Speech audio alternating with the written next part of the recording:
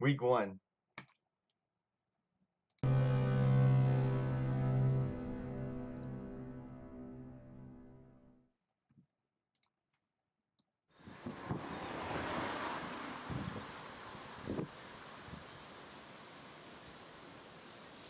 Today, a friend of the producer is coming over to play Smash Brothers Melee. How you doing? Pretty good. Yourself? Yep. Good. He considers himself to be pretty good, having played the game for several years. What he doesn't know is he's about to play Korean DJ, one of the greatest Melee players of all time.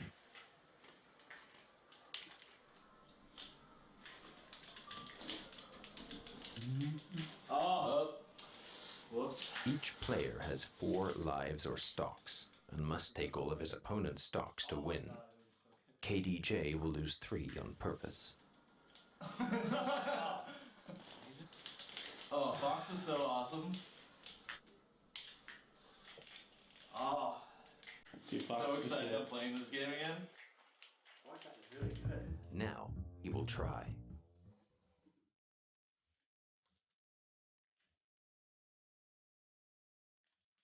This is funny. This is a really good intro. Ah.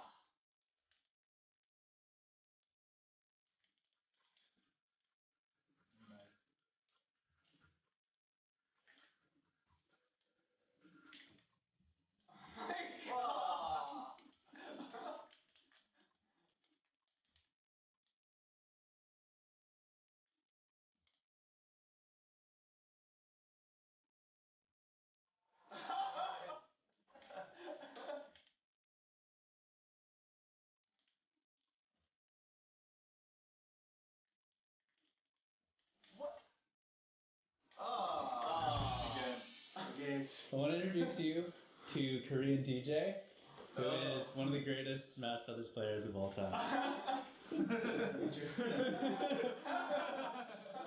I've always KDJ expected a then better invited reaction the out of that guy. cameraman to fight.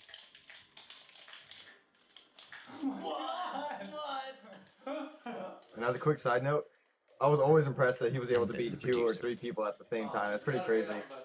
I love doing that. So, I have a lot of respect for Korean DJ for doing that. Even though these guys are not that good.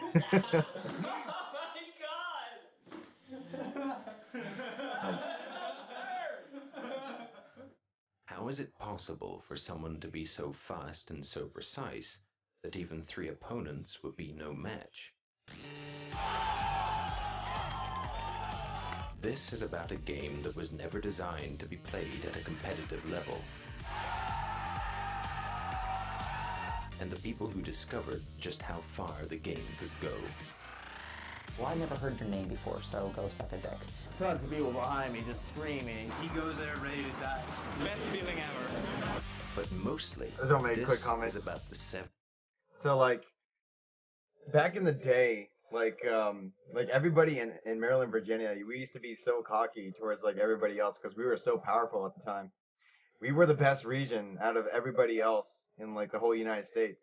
Of course, it's different now with California being on top, but NDVA used to be on top.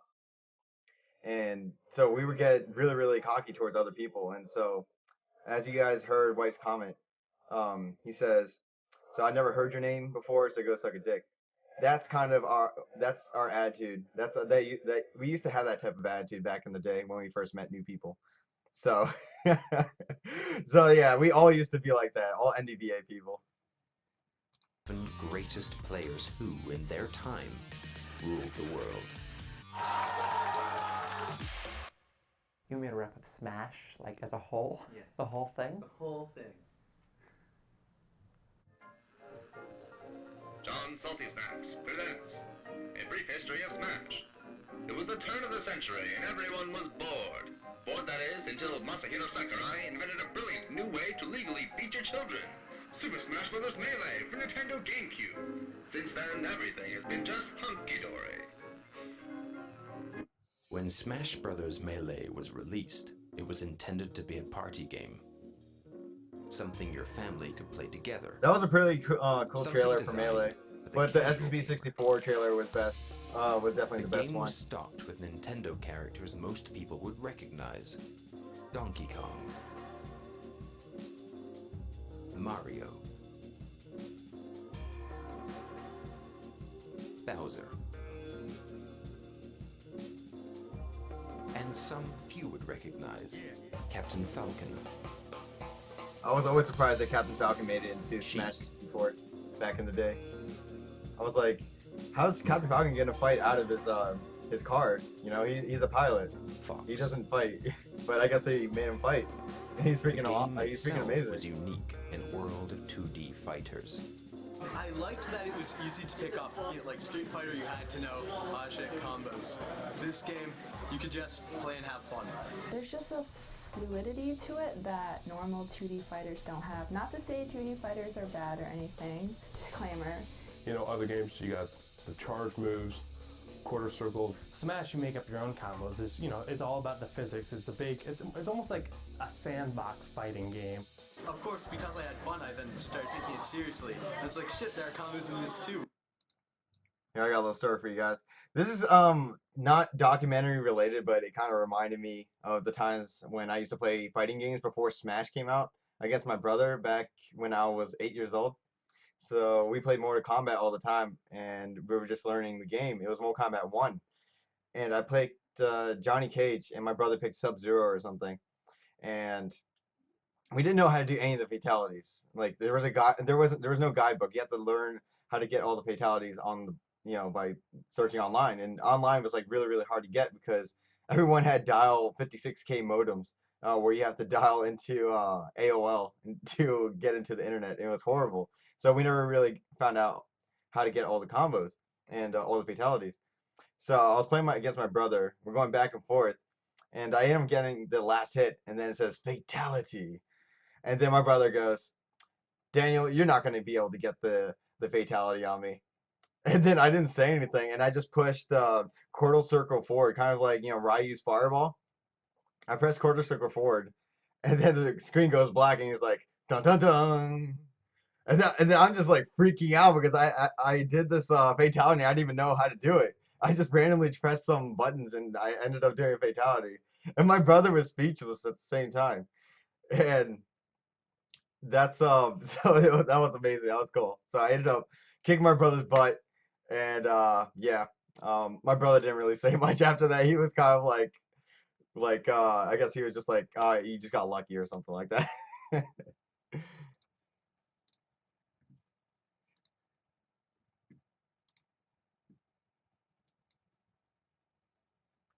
Documentary, let's go. Oh gosh, it died on us. Give me a second, guys. 2D fighters don't have. Not to say 2D fighters are bad or anything. Disclaimer. You know, other games, you got the charge moves, quarter circles. Smash, you make up your own combos. Is, you know, it's all about the physics. It's almost like a sandbox fighting game. Of course, because I had fun, I then started taking it seriously. And it's like, shit, there are combos in this too. And it's actually a lot broader, I guess, than most fighting games, because it isn't just memorizing inputs. You have to think a lot more, judge where people are going. Everybody's like, it's going up. It's supposed to go the other way, and then they die. Yeah, it's confusing. Oh, yeah, the percentage. It's not at all like any other fighting game. When you get hit, or when things hit you, or like when you fall or whatever, your percentage goes up. And that means that the next time someone hits you, you'll go a little bit farther. This always came natural to me. I never really thought about it. I just played Smash, and I automatically figured out how that. There's a lot of strategy. The percentage goes up, and the other part people don't come back onto the stage once you knock them off. You can kill people at 0% or like 1% if you just play it really smart and trick them into doing something. Whereas other fighting games, you can't really have that small tactical advantage. Like, you have to kind of chip away at them constantly. Out of 649 GameCube games, Melee was by a wide margin the most popular. But despite the insistence that it should be a casual experience, a few players saw it as much more than that, and they took it to another level. Well, I mean, I first picked up the game when it came out, obviously. I was there waiting in line at, I guess it would have been Best Buy, and brought it back and played all the challenges, one by one, event mode. Fell in love instantly. It was brilliant. It was even better than 64, which I also played all the time with my friends. It was fantastic, and I've been playing it for a couple of years when we found out about tournaments, that they hosted tournaments for the game. Oh, he's the best.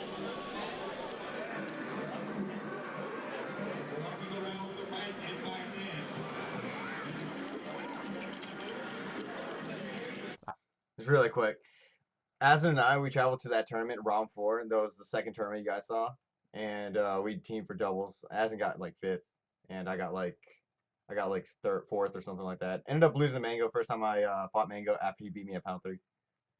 I thought it was just a one-time thing. It was for fun. It was silly, and we went to Live or Die. It was our first tournament. It was a crap show. Honestly, it was crowded and it was smelly, and I did really, really, really poorly, and it was frustrating. But that was it. You know, it was just like turning on a light.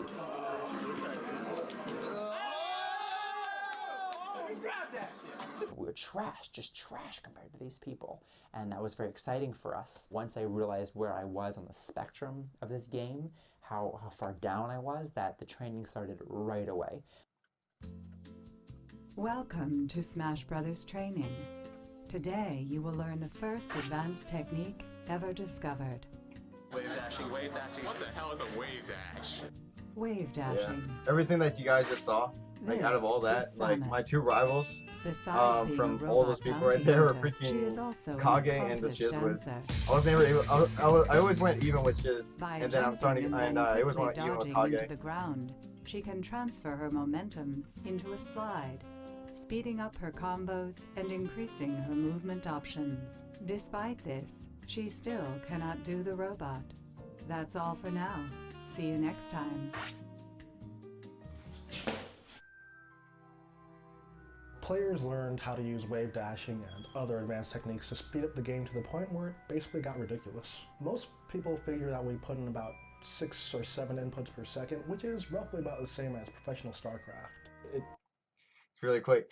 So with Prague, the first time I saw him was at a tournament called Zenith 12, and I had no idea who he was. And he was commentating with D1, and at the time, I didn't really think much of them. I always thought that they were random commentators on the mic, and now that I see that they're big people now, they have $20,000 followers. It's pretty crazy, and you know, I never really, they just flew over my head when everything just started getting big. Kind of broke the boundaries that people expected to see in Smash. There aren't set combos. There aren't a list that somebody somewhere decided what you can do. You can do whatever you want to with your character. You compare it to sports, you compare it to basketball or football, where a person is in control of every movement of their body. And while the video game is just a series of zeros and ones, everybody looks different. I can watch a video of a Marth, I can tell you whether it's Ken or Neo or Azen. You can see the style in a person's character, and that to me is incredible. You know, I've ran tournaments for MLG, I've ran Men Challenge, I've ran Tekken, I've ran Halo, I've ran Gears of War, Rainbow Six, Shadowrun, Smash Brothers Melee. I teamed with that guy. I've ran and been around at one of the FC tournaments. High caliber games, and I've seen them all. And I think Melee is it didn't go one well. of the deepest and most intricate games you can ever play competitively, which is crazy for a game made by Nintendo that wasn't supposed to be competitive with cartoon characters. But so yeah, back in the day when I used to team with people in Melee, I used to team with the worst people because I was just so cocky. I was just so confident in my skill, and I ended up teaming with, you know, people like this guy. I teamed with Manicloud, Ken's brother, and I teamed with, like, you know, the worst person in NDVA every single time. And because I just wanted to test my ability. I did okay, but, you know, I could have done better, and I kind of regret that I didn't team with somebody good, so that I can show off my potential in doubles as well, not just in singles. it just kind of was like a beautiful accident. Although Melee has advanced considerably, for the first few years there were no guidelines.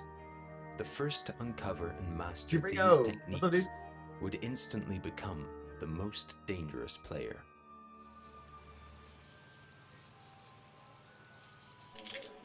Did you just call him Chris? Holy shit. Yeah! That's our friend Xia. Come on, Azen. You guys might see him on tomorrow. I mean, we had fun with it, but the moment where it changed from like just casual play to competitive when he used to be was fat. when my brother met Azen at school. So the biggest thing about him. A little story about Chillin' Dude. So Chillin' Dude and his brother Mild, who was a part of H2IL as well, they did a $50 bet. They would see who could lose the most amount of weight in 3 months. Chillin' Dude ended up winning the bet, and he got the $50. But he looks freaking good. And this is before the bet. What you're seeing right here, this is before the bet. after the bet, he looks freaking amazing as you guys can see in his liquid jacket. So jealous of him, but yeah, props to chilling. That I've gotten over now, which I guess is why I didn't start with it, but it's just the fact that he's like freakishly good at video games. Like he just has this knack for being able to figure a game out. Give me a second, I'll turn up the volume. And apply the best tactics immediately. This old school MMORPG called Growl. He was like top 2 ranked, he said, in the PvP servers of that worldwide. Pokemon Puzzle League, top scores in almost every mode. It was also just different genres. I mean, you got an MMO, you got a fighting game, and then you got a puzzle game. I didn't know. He's just nailing like all 3 Chilling genres. said that about me. We would just go to Fest and we'd be playing games for fun, and he's still like whooping our ass in them. Like we're playing Mario Party over here, and he's just fucking, winning all the mini games. It's something, like I said, that I'm used to now, but it's still no like when regrets, I go back and think about it, it's like fucking incredible to think about. It seems like any game that he puts time into and cares about, he will get sick at. Yeah. So, yeah, pretty much just to extend on what Chillin' Dude was saying. So, Chillin' Dude, I'm not sure if you mentioned it, but Asm was a beast at MapleStory. He was like #1 ranked player. He's #1 ranked player in League of Legends. Oh my gosh, he has the fastest time in Mario Kart on the Nintendo DS. Best record in Pokemon Puzzle League. Oh my gosh, what else does he have? He's just mad good at every single video game he touches. Crews weren't really like heavily established at the time. We were kind of one of the forerunners actually, because we wanted to show that as a group we had the most skill compared to any other group of players. Chu had joined our crew because we had met him at another tournament. He started coming to our fest, and that's pretty much what started like the whole crew rivalry aspect. Probably was the fact that we had this other group of players. Yeah, just to extend on what Chillin' Dude was saying. So that's pretty much how I met Chillin' Dude and Asin. I met him through a little tournament. It was a small tournament that Jay Tannick, who was a part of H2IL, he hosted a tournament in Woodbridge, Virginia, and I ended up going to that tournament. I had no idea who any of these people were. This guy just posted on Game FAQs. I don't know if anybody knows that website. It's really, really old. But he's like, yeah, I'm having a tournament here. You guys should come. And I ended up going with my group of friends that I used to play with. And I didn't get to play Chillin' Dude at that tournament. However, I did get to play Asin. I beat everybody there that I saw, and then I finally fought Asin, and then I beat Asin. I think it was a 1 or 2 stock. It was like single elimination, 5 stocks on Final Destination only. So yeah, it was a pretty crazy tournament, and that's how I met the guys. And then Asin, he contacted me on AOL Instant Messenger, AIM. So it's really old school. He contacted me, and then that's pretty much how everything started. And they were, they also had like a name. They were very like established. So these people right here, I got 2 stories. The first story is something that Chillin' Dude and Asin told me about when I was back in their crew, back in the day, when Asin, Chillin', Andon, Mild, and Jay Tannick, they were all having a Smash Fest. DA actually contacted Chillin' Dude. I think he mentions this in the documentary. But just to extend on what he was saying, yeah, he just these guys just came out of nowhere, contacted Asin, and Asin whooped all of them. He whooped all these guys right here. All these guys. Wait. All these guys right here. Yeah, he whooped every single one of these guys. It was pretty crazy when he told me that. I was like, yes, H2L Pride, baby. And then I'll tell you guys my second story if I can remember it. we had seen their placements over tournaments. At the time when Melee came out, this game called Mortal Kombat Deadly Alliance came out. And we were just being silly about it. He's like, yo, we should just call ourselves Deadly. Oh gosh, this nigga Wes, this guy's so funny. He was the main shit talker back in the day. He would just go up to random people's faces when they're playing a tournament, and he would just like talk shit the whole entire time. I didn't really care. I thought it was funny because I was bad good, so he couldn't talk shit to me. But it definitely got into people's heads, and people didn't like it. But he's like, oh, I don't care. Fuck y'all. Excuse my language. But yeah, this guy is so funny. Alliance. Everyone was the king of their town. Like Mike G, he was the king of Queens. Kamal, he's like the king of Brooklyn. And me and Jason, we was like the kings of Manhattan. And then we also met Killer OR. He was the king of Harlem. There was this guy named Brent. Yeah, that guy, Killer OR. Let's go back. Okay, this guy right here, he beat me in a tournament because I was young Link, and what happened was there was a MLG tournament that we all went to. It was in California. Ken was there. Everyone was there. Isaiah, Azim was there, and this guy Killer Orr was there too. He was invited. He was one of the finalists there too. And if you guys didn't know, if you guys know what MTV is, it's a huge major television network. He was featured on MTV, and I ended up playing him first round, and so I got a little bit of MTV time. But yeah, he played me first round, and I got really, really cocky towards him because I didn't think he was that good. He played Jigglypuff, and I destroyed Jigglypuff. I destroyed him every single time I played him. But the one time that he got on MTV and he played me in tournament, he beats me, and then he plays Isaiah afterwards and gets destroyed. So yeah, that's what happened. He was the king of Harlem. There was this guy named Brandon. His name is B. He pretty much knew about H2IL.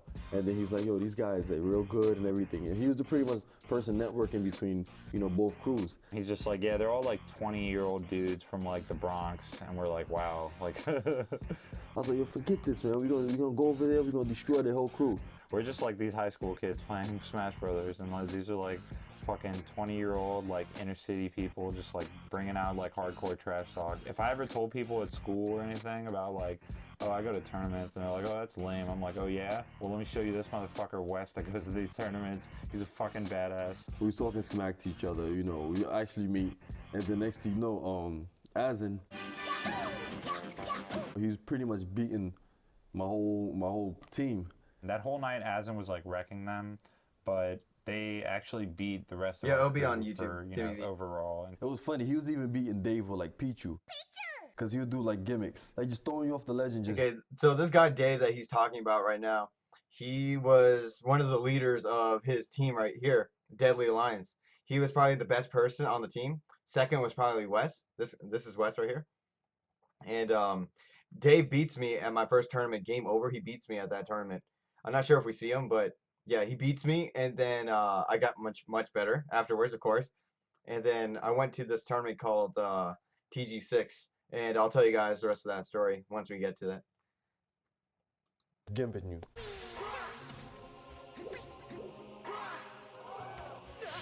He'll just do stuff like that to Dave, and Dave was like, oh, Azin's too good, I can't There he is right here. Dave is like. Give me a sec. So this guy Dave. So what happened was, so he beats me on my first tournament that at the game over tournament, and afterwards I play him. I go to this tournament called TG6 on the West Coast. First time going to West Coast and all that. And I beat Isaiah. I beat all these really, really good people. And then this guy who used to beat me, and he's a shit talker too. He's a mad shit talker. He comes up to me after the tournament is over, after I got third place at that tournament at a national. He's like, yo, ChuDat, can I play you? And I'm like, okay, do you want a money match? And he's like, yeah, sure, I'll money match. Let's go. And then so we play, and then I got my revenge on him. And then he's like, ended up beating him. And then he's like, yeah, you're really good, dude. You're really good. And I'm like, yeah, thanks, dude, thanks. And then I kind of just let him go. Azin's too good, I can't beat him, because that's how Dave is. Like, once a player is good and starts beating him, he starts like sucking their balls or whatever you want to call it. And the thing that Azin had over us at the time is because he knew about L canceling before us.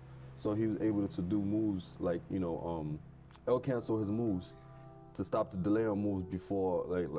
Okay, so if you don't know what MTV is, Zon Tiger, I'll go ahead and explain it a little bit. MTV is a major television show.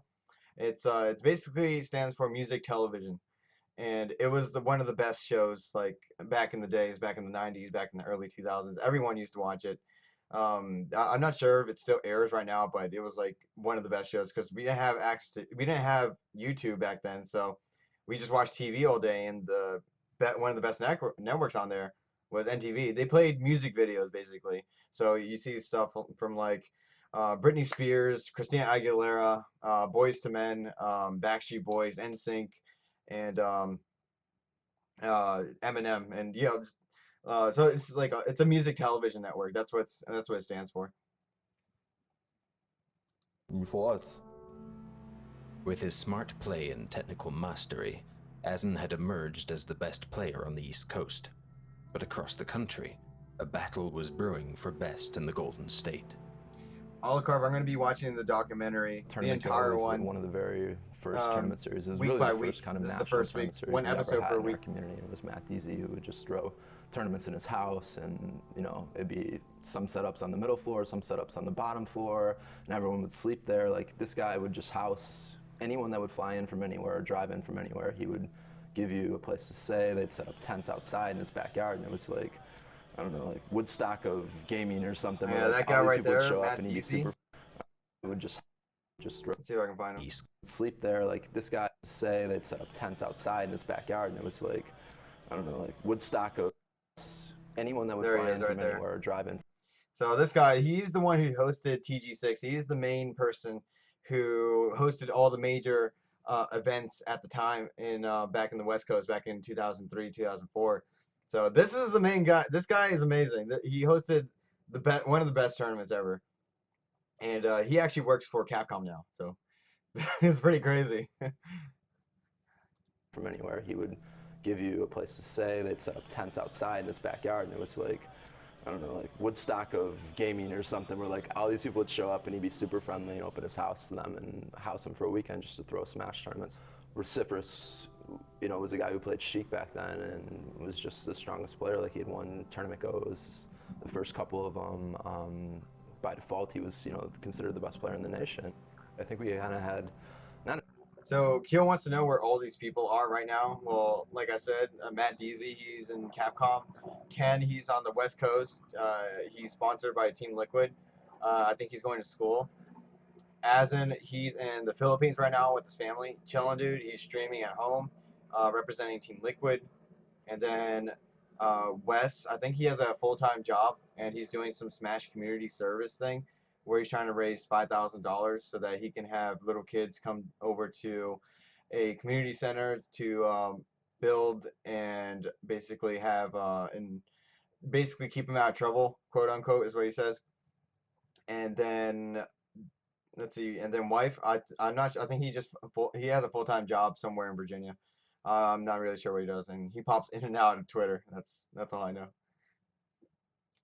An arrogant community, but like we definitely knew we were really. I don't even know what's going on with this guy. And, this guy right here. The first I story think he's about working. Ken is like, you know, this guy like randomly posts that he won a GameStop tournament or some random tournament and he can't be beat. Terrible in this game. GMS. I'm on And the thing about H2IL. saying that is back in the everyone day, says and I'm that. on Like, they beat Mortality. their friends and they're unbelievable at this game and they will See never up here? lose. And I've Mortality. seen it at so many Mortality tournaments ChuDat. and these guys just get absolutely like crushed, like torn apart, like leave it with like, you know, tail between the legs. Like, it was the same thing for Ken. Like, some guy that wasn't part of our community was like, I'm really good at this game. There's no way you'll beat me. I was just a small fish in a pond. I didn't know anything about the ocean yet. So just really quick. I was just It wasn't. No way you'll beat me. That trophy right here. This is the trophy that GameStop gave to all the Brawl winners of their local tournaments, because they're having a national tournament towards the end. You have to compete in 3 tournaments in your local area. This is the first trophy right here, and if you get all 3 trophies, then you get to compete in nationals. I got like 7th at that national. I was just a small fish in a pond. I didn't know anything about the ocean yet. So Matt Deasy, you know, he saw that post and he actually contacted my brother on AM afterwards and wanted to do a money match. They thought it was going to be easy money, so $25 became $50, $50 became $100, and then eventually it became the $200 money match off the bat.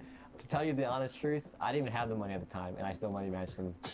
He actually drove down like 6-7 hours, NorCal to SoCal. I played Vociferous first.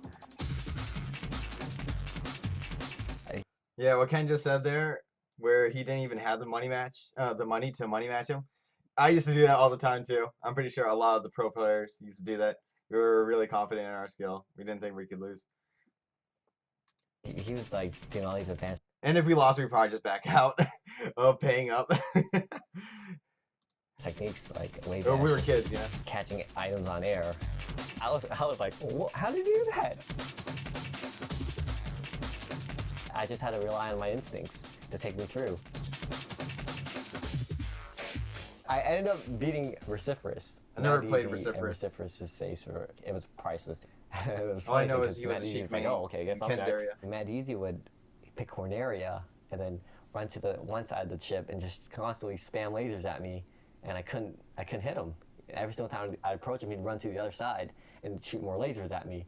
I realized like I had to adapt to that. Oh, Timmy V, yeah, for sure, man. I found out that once I grabbed him, he wasn't able to run. So once I grabbed him, I was able to hit him. No, I don't suck. I asked him, I beat you guys. Aren't you guys the best? I beat you guys. Does it not make me the best now? And Matt Easy said, no. Just because you beat us in a money match doesn't make you the best. You have to win TG4. I host TG4. You have to win that. That's what makes you the best. So I was like, oh, okay. I guess I'll have to go to TG4 and win that. I don't know about underground tournaments. I thought it was going to be like EVO, where they hosted it at an auditorium or something where there's like stages and whatnot, but it was hosted at Matt Deasy's house. I saw all these smashers. He was housing most of them, so they were I saw him sleep on. Hold on, there just needs to be some talk about my I'm done haha bye guys tweet and Facebook posts. So yeah, I'm done tweeting pictures of my food and my morning pictures and all that. I'm still going to tweet G Fuel, of course, from time to time, but I just wanted to address it right now. I stopped doing that mainly because I was promised something if I tweeted and if I streamed all the time, and I didn't get what I was promised. And it has been 3 months of doing that. I did it from December, January, February, into March. And since I never got what I was promised, then why should I continue doing that? So it didn't really make sense for me, so I decided to stop. Yeah, I'm really sad about it too. I really miss you guys, but yeah. Anyway, we'll get into that later, I guess. My ground, I was walking in there. I'm trying to avoid smashers. They've heard of me, Matt Deasy and Vociferous were telling people about me, how how I was. So they wanted to see it. I tore through the whole entire tournament.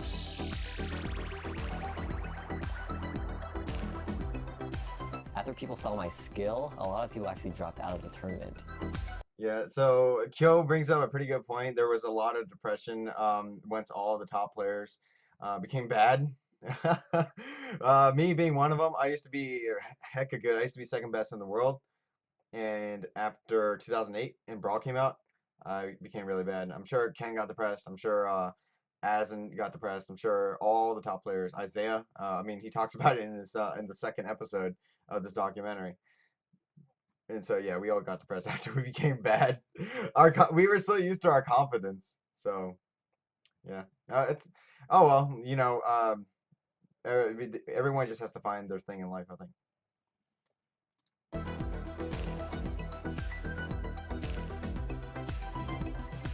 The hype was almost gone. It was the last match of the day. It's me versus Vociferous.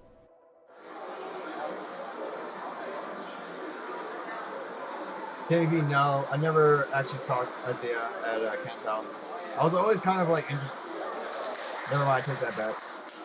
That's a good question. Timmy V brings up a good question. So I do remember one time where Isaiah came over to Ken's place, and I was no, I'm thinking about Japan. Am I thinking about Japan? No, I'm thinking about Ken's place. Okay, so yeah, so this is a little Isaiah story. So Isaiah was mad good at Smash 64, and I played a little bit of Smash 64. I wasn't that good. Neither was Mana Cloud, and Ken was kind of he was okay at the game because he used to practice with Isaiah too. So me and Mana Cloud decided to team up against Isaiah. Isaiah actually asked us. He was like, "Hey, you guys want to 2v1 me?" I was like, "Okay, sure. We'll beat you." And then he's like, "Okay, well, whatever, man." And so we're playing Isaiah in Smash 64, two versus one. He freaking beats us, and I've never been so humiliated in my whole entire life. And that's the first time I've ever lost in a 2 versus 1. Isaiah's too good.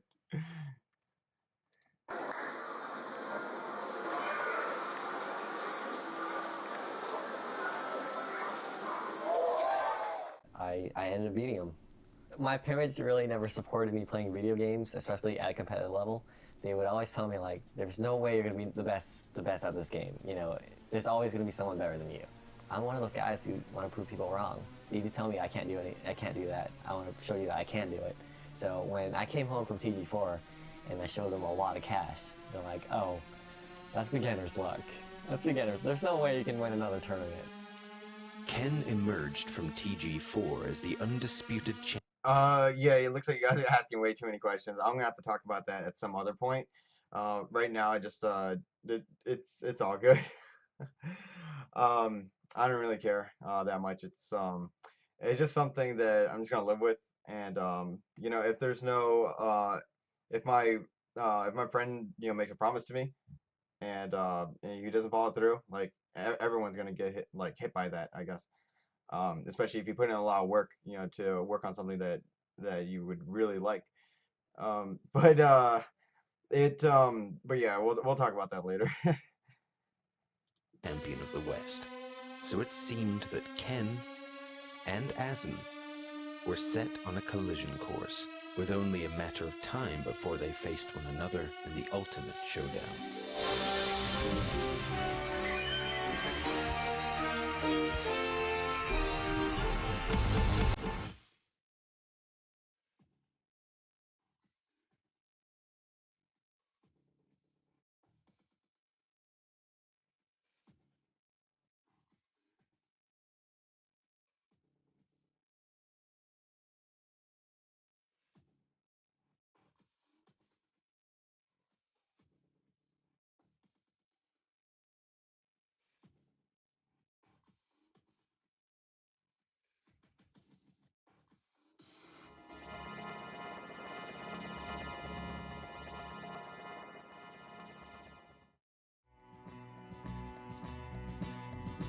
What's it, John? Today's winner is Dr. Peepee. Come on. It was very ugly, but he won, and he won a lot. Ridiculous things would constantly happen. You can watch it and just see the level of mind games going on. We owned it. We scared of the Japs. We wanted revenge.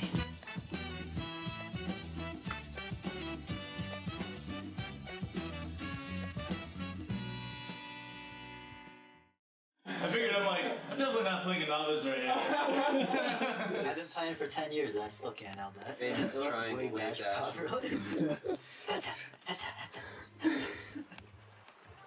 You just go straight because I go up and down. That's why people I think get so tight if I beat them. Yeah, this kid can't even wave that. Okay. All right, guys. Thank you for joining me for the first episode of the documentary. It was a lot of fun telling you guys stories. We're gonna go ahead and continue with the documentary next week. But for now, I'm gonna take a break, and we'll just go from there. I'm gonna go ahead and play some ads, and I will be back with